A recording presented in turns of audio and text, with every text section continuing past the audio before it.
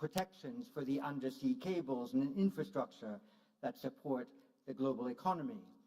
Confidence-building measures must be found that create a minimum of strategic, create a minimum of strategic, create a minimum of strategic, create a minimum of strategic, create a minimum.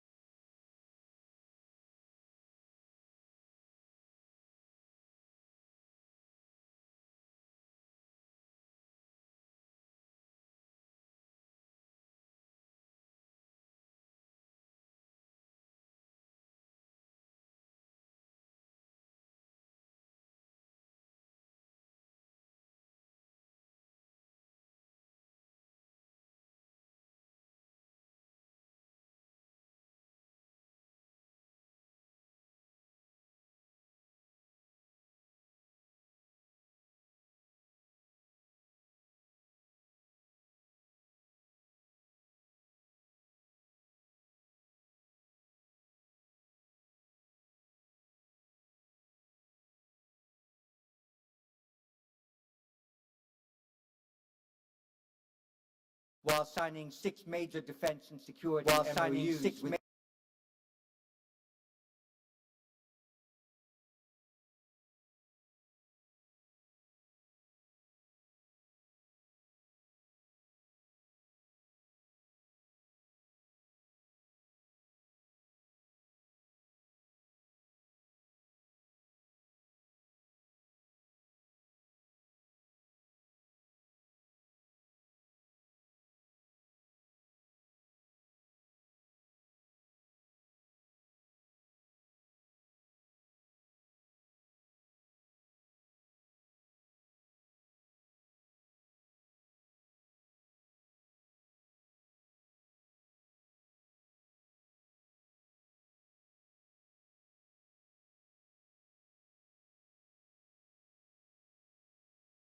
Secretary Lloyd Austin is there.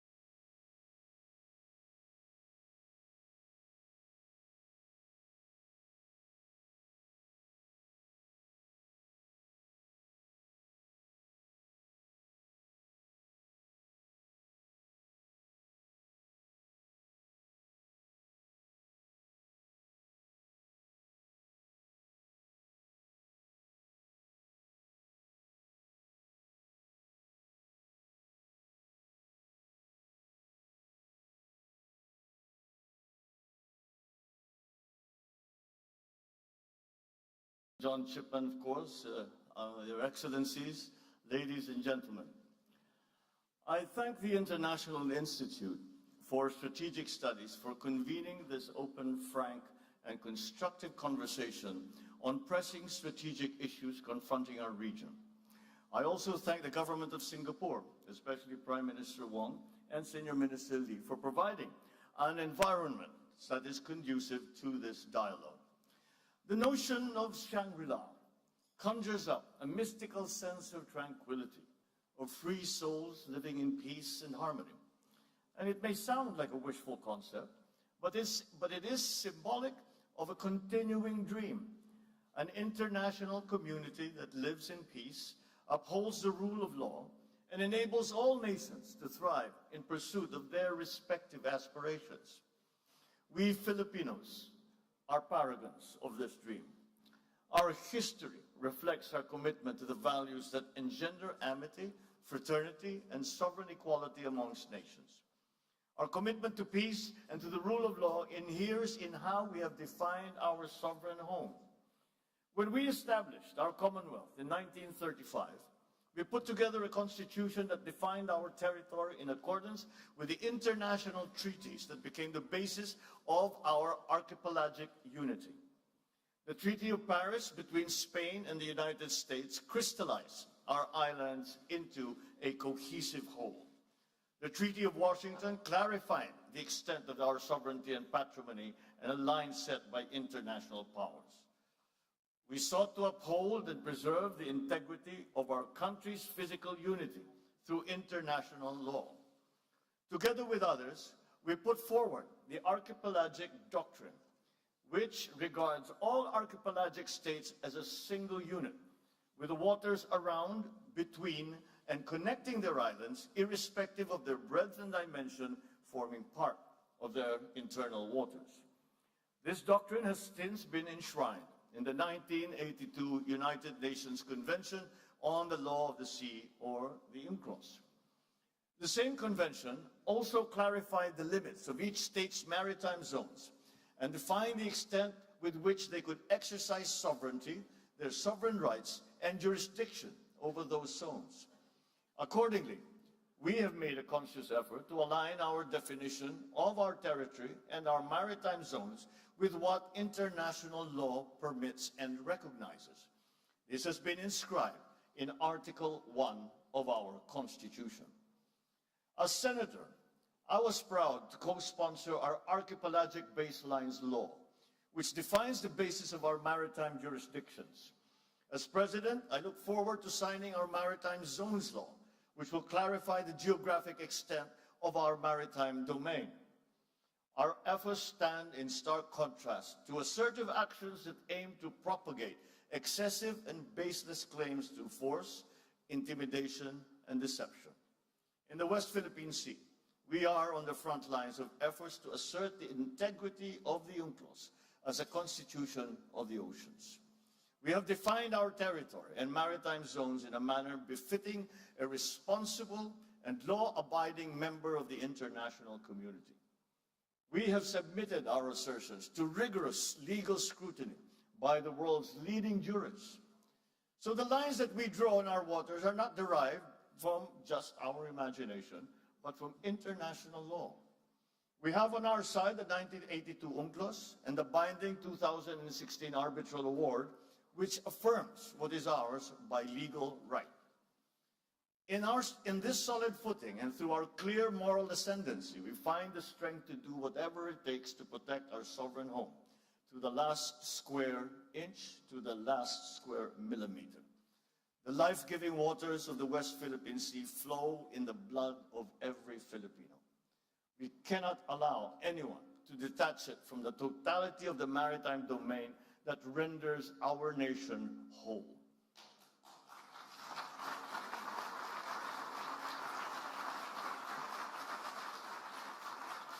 As President, I have sworn to this solemn commitment from the very first day that I took office. I do not intend to yield.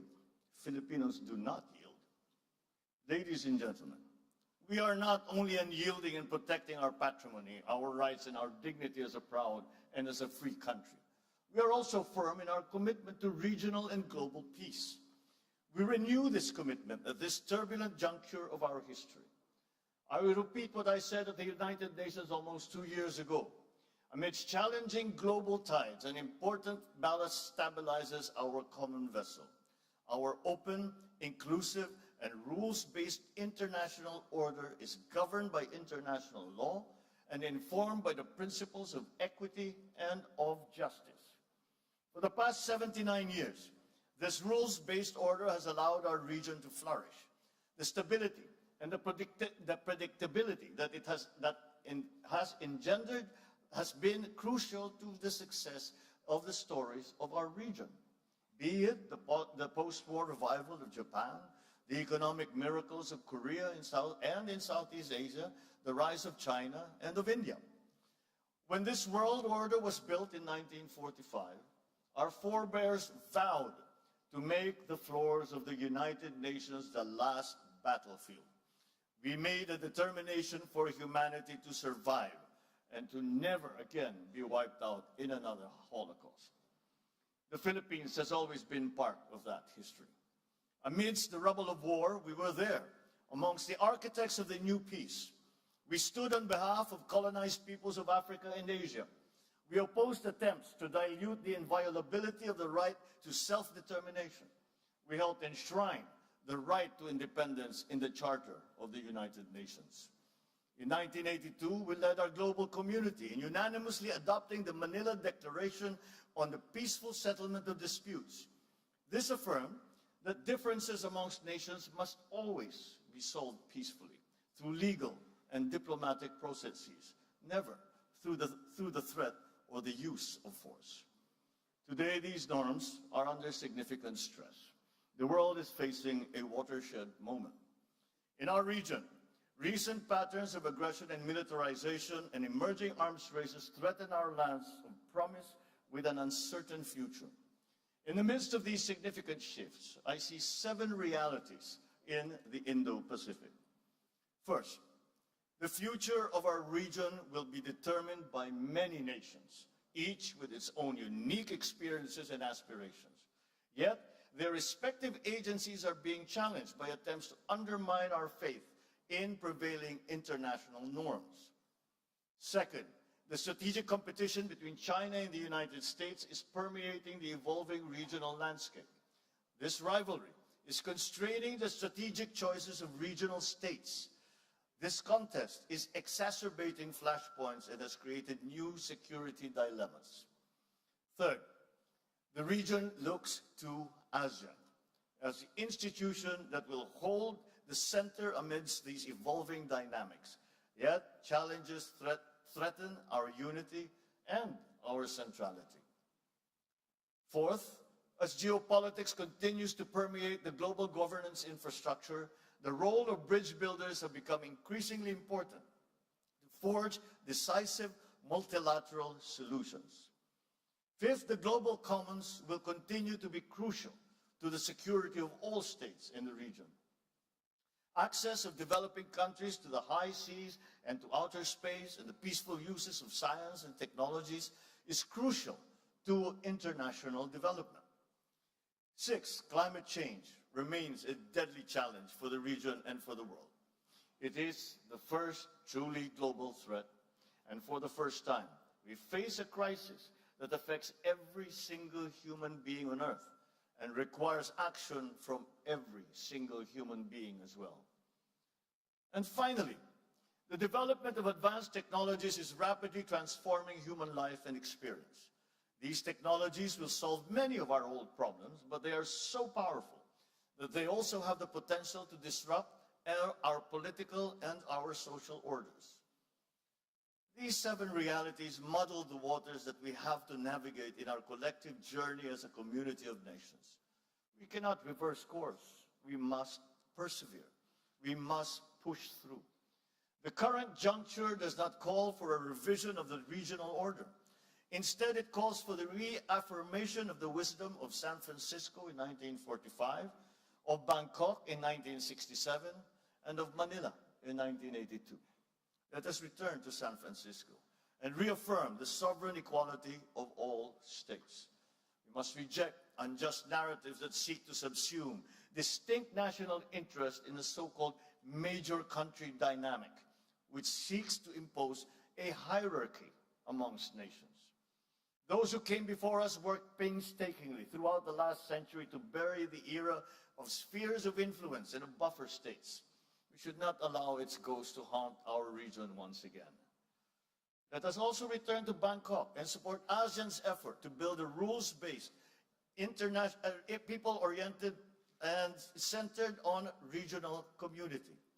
Any state that professes a stake in the continued peace and stability of this region must respect ASEAN centrality, not only with words, but with action.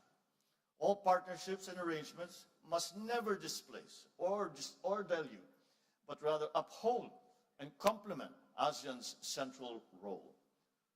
So let us return as well to Manila and reaffirm our common understanding of how international law governs the peaceful settlement of disputes.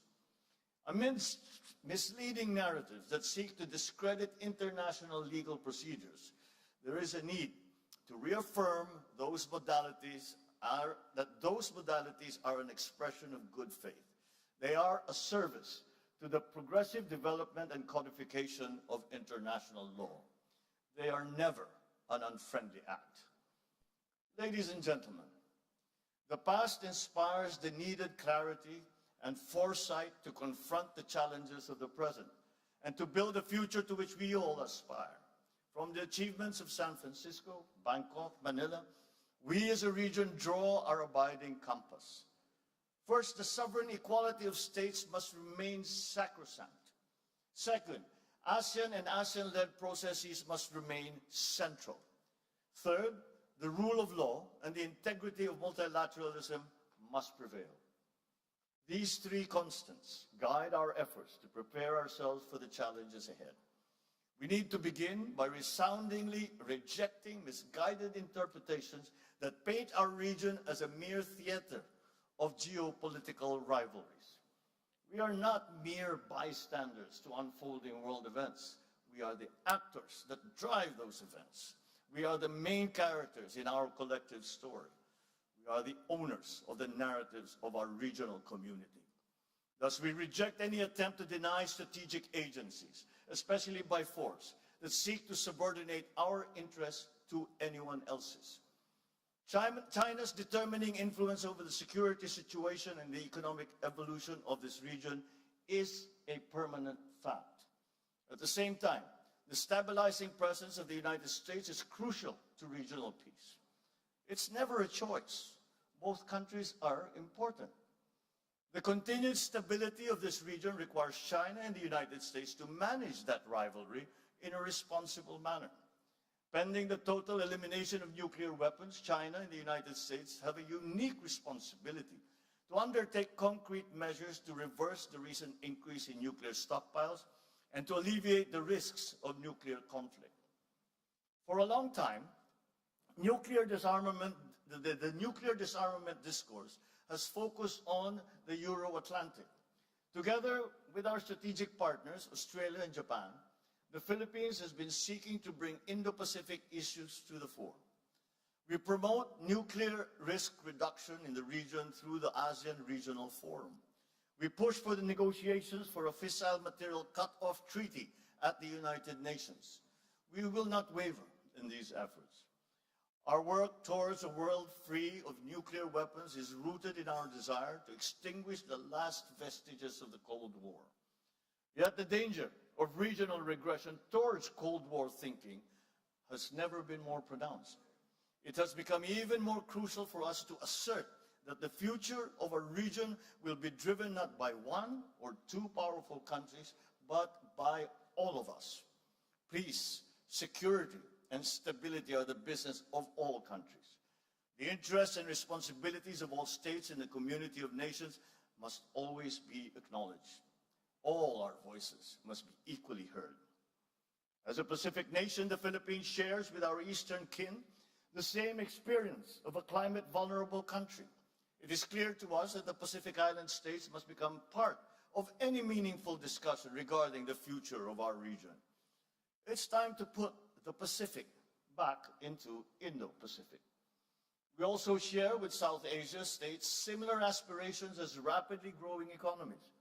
Their continued development rests upon the maintenance of peace and stability in the Indian Ocean region. In the same vein, the economic security of East Asia depends upon the freedom of navigation and unimpeded passage in the South China Sea and in the East China Sea, and the stability of the Korean Peninsula and the Taiwan Strait.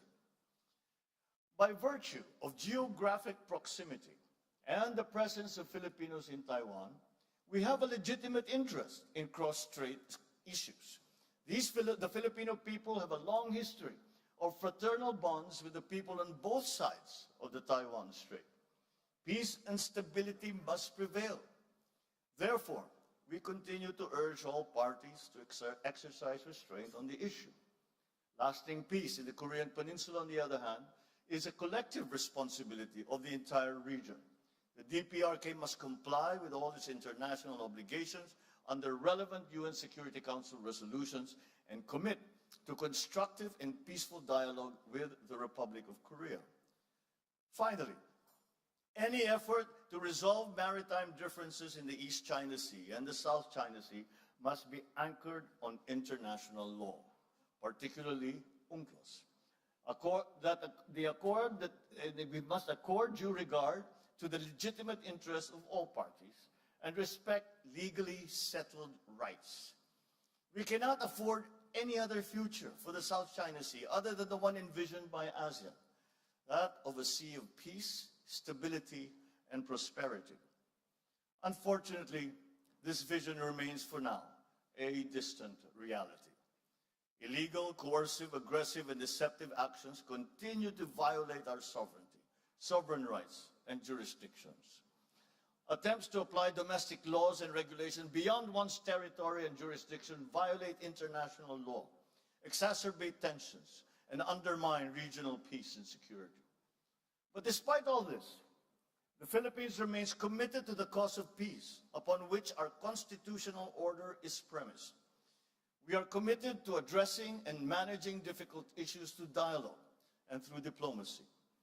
The 1982 UNCLOS and the binding 2016 arbitral award provide a solid foundation for the peaceful resolution and management of disputes. Our policy in the South China Sea is built upon these two touchstones. We will continue to work with ASEAN and China towards an effective and substantive code of conduct, one that is firmly moored in UNCLOS. As the world's second largest archipelagic nation, we have more sea than land in our territory. We are among 18 mega-diverse countries in the world, and we have the fourth longest national coastline. We will continue to build upon our significant footprint in enriching UNCLOS, the Convention on Biological Diversity, and the High Seas Treaty. As we work to uphold the rule of law in international affairs, so shall we build our capabilities to protect our interests in our own maritime domain and in the global commons. Under our comprehensive archipelagic defense concept, we shall develop our capacity to project our forces into areas where we must, by constitutional duty and by legal right, protect our interests and preserve our patrimony. And as we build our defense capabilities, so shall we continue to invest in diplomacy. Our commitment to ASEAN centrality shall remain a core element of our foreign policy. At the same time, we shall strengthen our alliance with the United States and our strategic partnerships with Australia, Japan, Vietnam, Brunei, and all the other member states of ASEAN. We will also pursue more robust collaboration with friends, such as the Republic of Korea, India, amongst others. Collaborative endeavors among a few states that share specific interests built into pillars that support the architecture of regional stability. It is in this spirit that we pursue trilateral collaboration with Indonesia and Malaysia in the Celebes Sea. It is the same rationale behind our broader cooperation with Australia, Japan, and the United States in our exclusive economic zone. Last month, the Philippines, Japan, and the United States adopted our joint vision statement on enhancing economic cooperation and contributing to regional peace and security through trilateral cooperation. These partnerships reflect our commitment to preserving, defending, and strengthening the rules-based regional order. And yet the scope, the depth, the breadth of the challenge that our region now faces requires our collective, our inclusive, and our decisive action.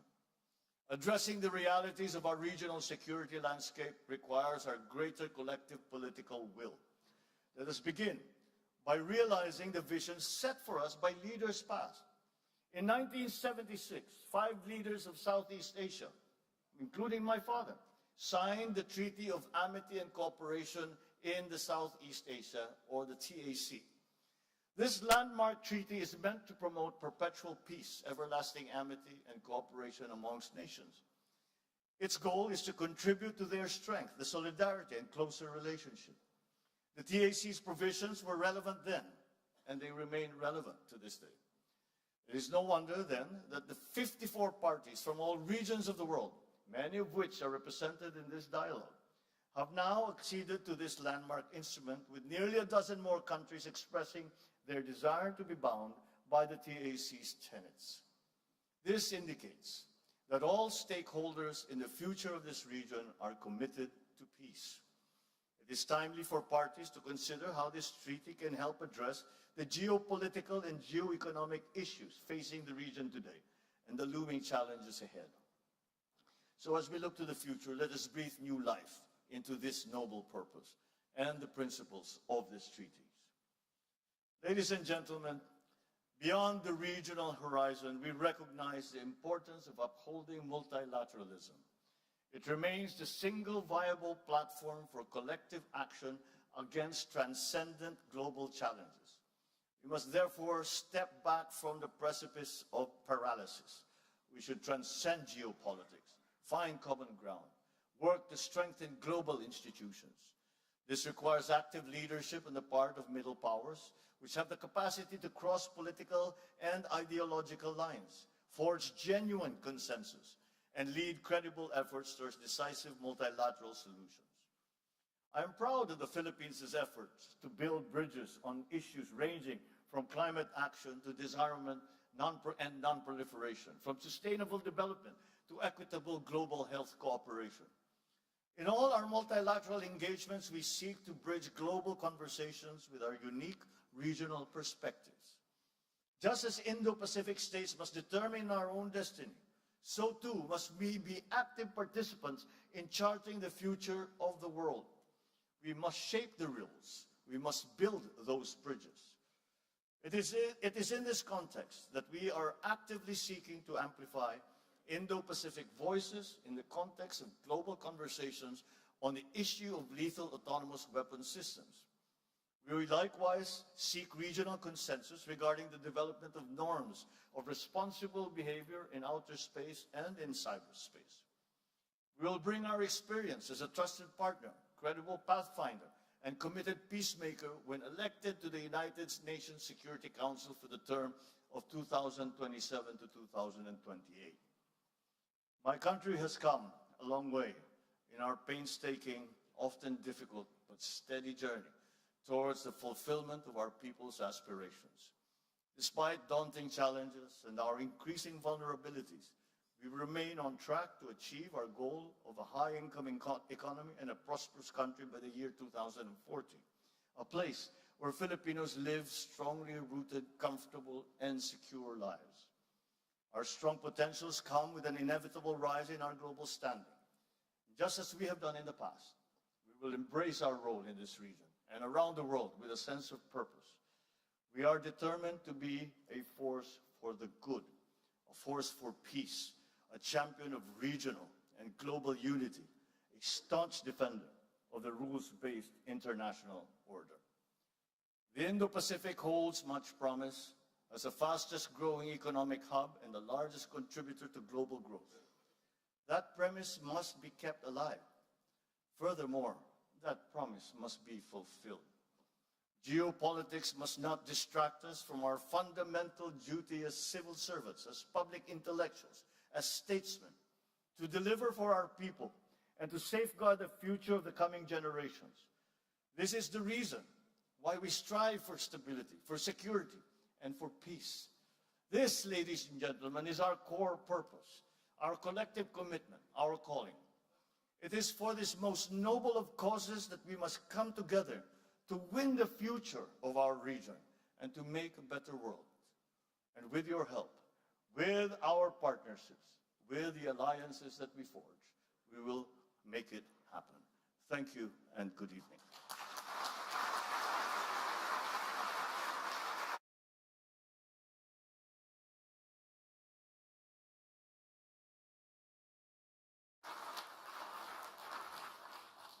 Thank you very much for an inspiring address. You've been kind enough to take perhaps 2 or 3 questions. So I will scan the room and see if an arm is raised or a hand or another gesture. There we are. If you were to stand up, sir, a microphone will come to you. May I remind you that we need a question and take no more than 60 seconds if you can, as will your successor. Thank you very much, Chair. Give me this wonderful chance to ask a question to President. Mr. President, I noticed in your speech you mentioned many times about ASEAN centrality. You review the TAC, which your father signed, that show the bond of ASEAN. I think the ASEAN centrality is very important, but it's not, we cannot take it for granted. It comes actually comes from the ASEAN way, the 3 principles. First, mutual respect. Second, consensus building. Third, considerate other parties' comfort level.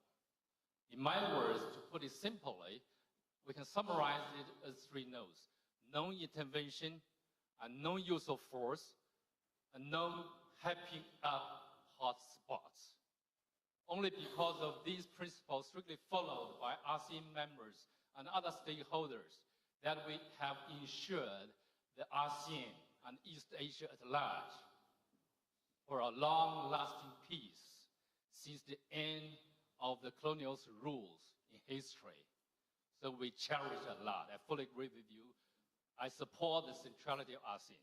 And even some professor like Cashion Makboni, he suggests ASEAN is deserved to award a Nobel Peace Prize. I agree with him.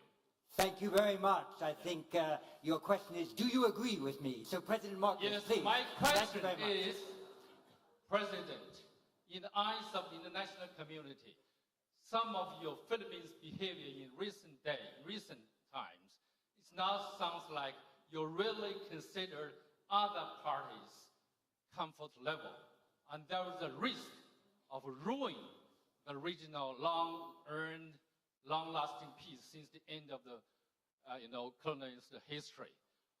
What's your comments on that? Thank you very much. Well, I cannot imagine what you must be referring to if the reference or the allusion is to the Philippines somehow tearing apart what we have agreed on with in terms of ASEAN centrality. Quite the contrary. I think if you examine more closely the remarks that I just made, I precisely focus on ASEAN centrality, and that the principles that are laid down that are involved in the concept of ASEAN centrality are some things that we must use to guide us. And if we have been distracted in the past years or so, then it's time for us to return and remember once again what ASEAN was created for. And that is to create an aggregation of nations that have very many common interests, and that can be, and that partnerships within that multilateral organization can help each other and help the region. And so the Philippines is still remains true to the principles that were established and upon which ASEAN was born. And I think, as I said, that many of these things we no longer speak of today, but we must, because they are as relevant today as they ever were, perhaps even more so, because the global situation is a great deal more complicated than it used to be before. I would even go far as to say there is no such thing as a regional issue any longer. We have all experienced the unexpected effects of the war in Ukraine, of the conflict in the Middle East, and all of these, and when we talk about the South China Sea, we have to also remember that the South China Sea is the passageway for half of the world trade. And therefore, the peace and stability of the South China Sea and the freedom of navigation of the South China Sea is a world issue. And that is what I am proposing. And I am saying that yes, it is a regional issue, but we must examine and be part of the discussion. We must include all parties in the discussion, because now it is not just ASEAN member states who are stakeholders, and it is quite easy to see that it is in fact the entire world that have become stakeholders in the peace and stability of our region. Thank you. I'll take one question. Yes, you, sir, with your hand up. If you stand up, it might attract magnetically a microphone towards you. Thank you very much. And immediately after your question, once you've identified yourself, I'll ask a third person for the final question. The President will take both. Thank you, sir. Thank you, John. It's Dimitri Sevastopoulos from the Irish delegation of two people. Another small country. President Marcos, I'm going to ask you a very direct question, if you don't mind, which is, if Chinese Coast Guard water cannons killed a Filipino sailor, would that cross a red line? And then can you also give us a sense of what are the actions that would trigger a request from Manila to Washington to invoke the U.S.-Philippines Mutual Defense Treaty? Thank you. And I will ask as the last question, Justin Bakisal. If you could stand, I know you sought the floor, and if a microphone were to come to you, you're right over there. Thank you. And the President will then answer both questions. Thank you. You're one of our young leaders from ASEAN, so please go ahead. Magandang gabi, Mr. President. Good evening, Mr. President. My question relates to your vision for the force posture of the Philippines by the end of your term. So the Philippines has always discussed that the defense of our national territory is primarily our responsibility under the unilateral defense plan. So what specific force packages are you eyeing particularly in the next coming years? And what exactly are we to expect after Horizon 3 of the AFP modernization program? Thank you. Thank you. What the gentleman is referring to, the Horizon 3 acquisition program, is the acquisition program that our Department of National Defense has just completed.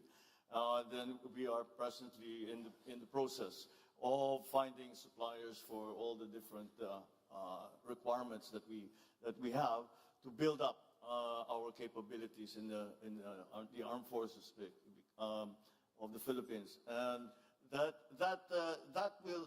we are hoping that these acts are just a deterrence, and we, as they say, to work for peace, prepare for war, and it is an unfortunate truth, but and that is why we have undertaken this long-term. It has been going on for many years now. This long-term plan of increasing the capabilities of our military and our civilians, such as the Coast Guard in the Philippines. To go back to the first question, what would happen if there was an incident that ended up killing a Filipino serviceman, be they a Coast Guard or in the military and part of the Navy? Well, that would be that would certainly increase the level of response. And if by a willful act on a Filipino, not only serviceman, but even a Filipino citizen, if a Filipino citizen is killed by a willful act, that is, I think, very, very close to what we define as an act of war, and therefore we will respond accordingly.